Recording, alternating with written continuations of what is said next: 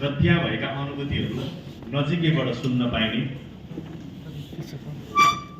भनेर म उत्सुक पनि भएँ र यो किताबलाई नजिकबाट अध्ययन गर्ने मलाई अवसर थोरै समय मिले पनि मैले त्यो किताबमा हेर्दै गर्दा थुप्रै कुराहरू अनुभूत गरेको छु र यहाँलाई जानकारी गराउन चाहन्छु। हामीमाझ आजको यस कार्यक्रमका प्रमुख अतिथिको उपस्थिति भइसकेको छ।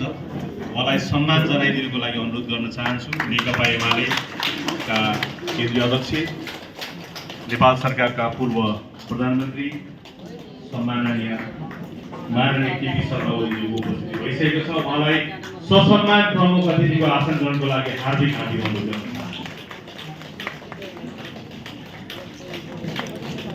र म सम्पूर्ण उपस्थित महानुभावहरूलाई पुनः म यो प्रमुख अतिथिज्यूको आसन ग्रहण सँगसँगै राष्ट्रिय गान प्रारम्भ हुने कुरा जानकारी गराउँदै राष्ट्रिय गानमा सरिक भइदिनको लागि म अनुरोध गर्न चाहन्छु। प्रमुख अतिथिज्यूलाई आसन ग्रहणको निम्ति हार्दिक हार्दिक अनुरोध गर्न चाहन्छु र आसन ग्रहण सँगसँगै राष्ट्रिय गान प्रस्तुत गरिदिनुको लागि अनुरोध गर्न चाहन्छु।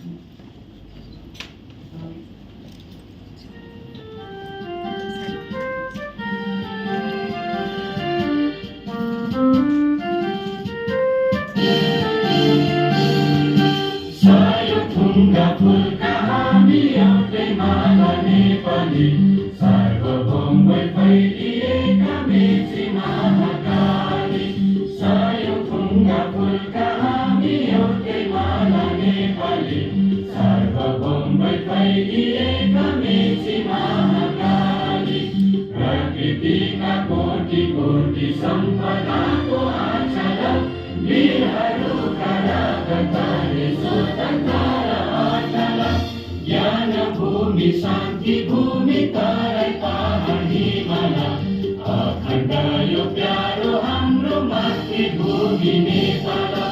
बहुजाति भाषा धर्म संस्कृति छन् विशाल